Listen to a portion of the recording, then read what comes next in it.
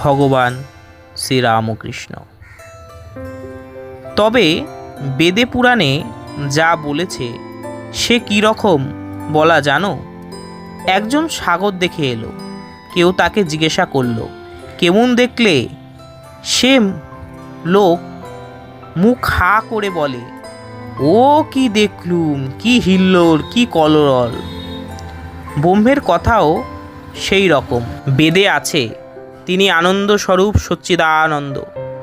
শুকদেবাদি এই ব্রহ্মসাগরের তটে দাঁড়িয়ে দর্শন স্পন্দন করেছিলেন।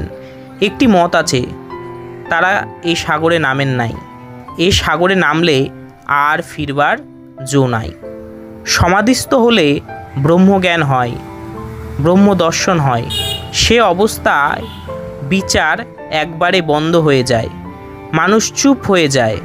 ব্রহ্ম কি বস্তু তা মুখে বলার শক্তি নাই। ঠাকুর আবার বলছেন, দেখো নুনের পুতুল সমুদ্র মাপতে গেছিল। ঠাকুরের এই কথা শুনে সকলেই হাসতে শুরু করে। বলছেন ঠাকুর, নুনের পুতুল সমুদ্র মাপতে গেছিল, কত গভীর জল তা এসে খবর দেবে। তার আর খবর দেওয়া হলো না। যেই নামা অমনি গলে যাওয়া, কে আর খবর দিবে?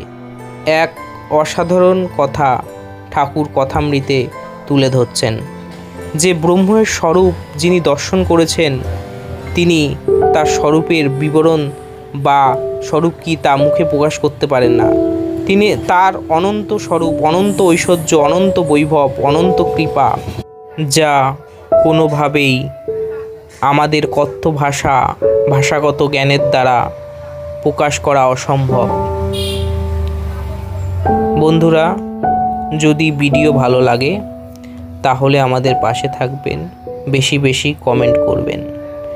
আপনাদের এই কাজ আমাদের প্রতি মুহূর্তে নতুন নতুন ভিডিও তৈরিতে অনুপ্রেরণা করে। ভগবান শ্রীরামকৃষ্ণ পরমহংসদেবের আশীর্বাদ আমাদের সকল জীব জগতের ওপর বর্ষিত হোক, আমাদের বিবেক চেতনা জাগৃত হোক, ঠাকুরের কাছে এই প্রার্থনা করি।